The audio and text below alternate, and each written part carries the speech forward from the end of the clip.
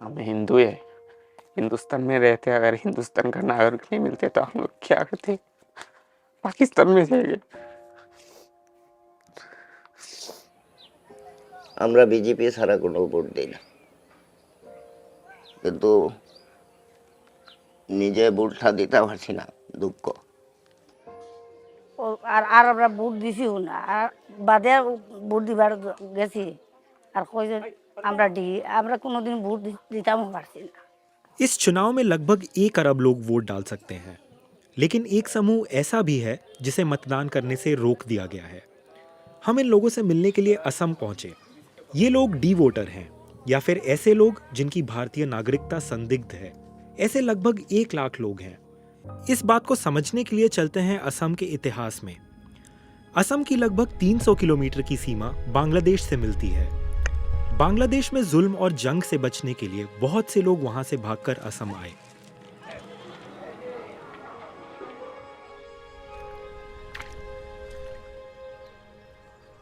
আমার বাবা কোন সময় আইছে আমি বলতে পারি না, আমি 4 বছরের মানুষ।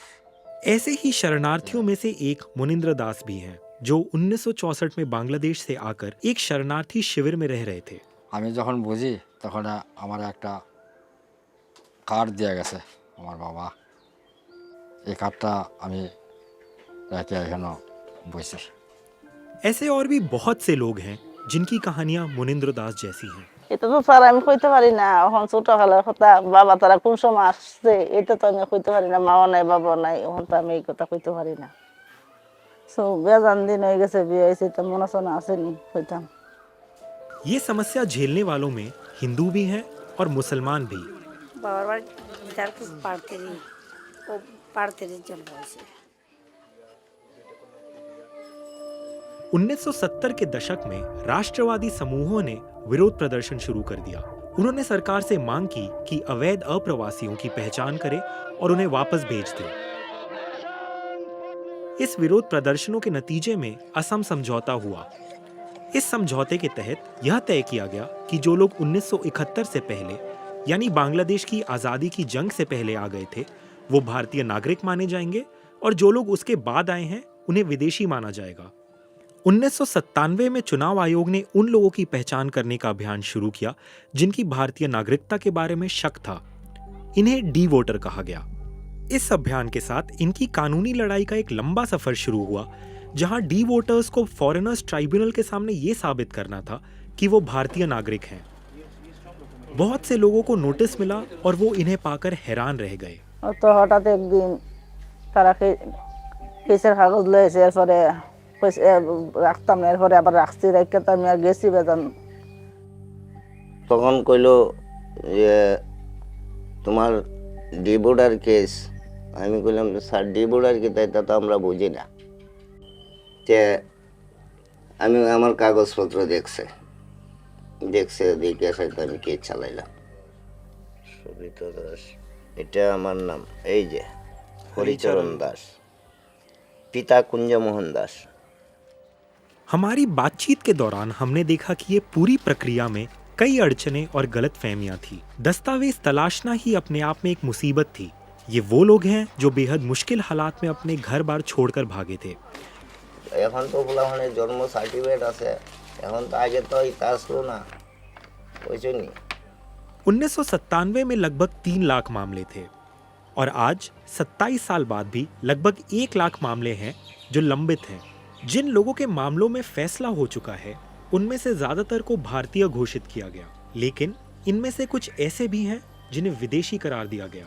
পয়লা তো খালি আমরা জানি না যে গেছি আইছি একটা কয় আমরা মুলি ফরেনার হইছি। विदेशी घोषित किए हुए कुछ लोगों को डिटेंशन कैंप में भेज दिया गया। मुनिंद्र दास भी इन लोगों में से एक हैं। আমার খবর দিয়ে নিছেন থানাত, কাঠিগড়া থানাত নিছেন, কইছে কাগজ লিয়ে আও। কাগজ লিয়ে গেছি, যাও গাড়ি চাপবো ওটা না, গাড়িতে ওরা আরেকবার নিচে জেল গেট যাও ঢোকা, ওই জেল গেট খুলে দিছে, আমরা ঢোকা দিছে। लॉकडाउन पे पूरा 1 साल नहीं दिखाया पापा को। मैंने वकील ने कहा 2 साल के बाद होगा, बिल होगा। तो 2 साल के बाद जो जमीन हुआ था उनको लेके गया, बहुत पैसा गया। 2 साल के बाद बाहर आया। हमने कानून के कई जानकारों से बात की। उन्होंने हमें बताया कि डी वोटर घोषित करने की प्रक्रिया ही एक तरफा और मनमानी है। सरकार के अलग अलग विभागों के बीच आपस में ठीक से तालमेल नहीं था। इसी वजह से कुछ गड़बड़ियां हुई, जैसे मुनिंद्र दास को विदेशी घोषित कर दिया गया, फिर भी वो अपना वोट डालते हैं। और उनके परिवार के कई सदस्य भारतीय हैं, पर उन्हें विदेशी घोषित कर दिया गया है। हालांकि इस पूरी प्रक्रिया की वजह से डी वोटर्स और उनके परिवारों को भारी कीमत चुकानी पड़ी है। पापा का जो केस था, बहुत पैसा हम लोगों को मांगा रिश्तेदार के पास, वो देने के लिए पढ़ाई चढ़ दिया। बहुत दिक्कत होते है कि हम लोग गरीब है, हम लोग बढ़ने का कोई फायदा नहीं।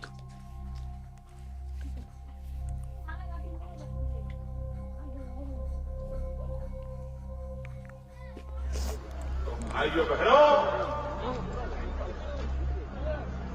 मैं आपके पास आया हूं। 2014 में जब बीजेपी विपक्ष में थी तो उन्हें एहसास था कि ये एक जज्बाती मसला है और उन्होंने इसे चुनावी मुद्दा भी बनाया। सरकार बनते ही यहाँ के आपके डिटेंशन कैंप मैं खत्म न कर दूं तो मुझे कहना।